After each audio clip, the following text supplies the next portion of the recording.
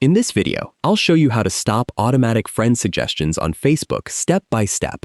While you can't completely turn off the people you may know feature, you can adjust your privacy settings to reduce unwanted friend suggestions and limit how your account is recommended to others. To get started, open the Facebook app and sign in to your account.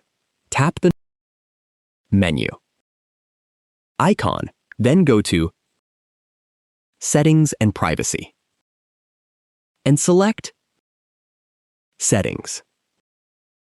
Scroll to the Call section, depending on your app version. Here, review settings such as who can send you friend requests,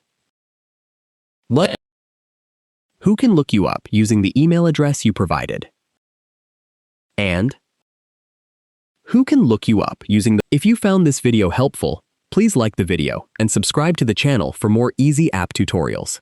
Thanks for watching.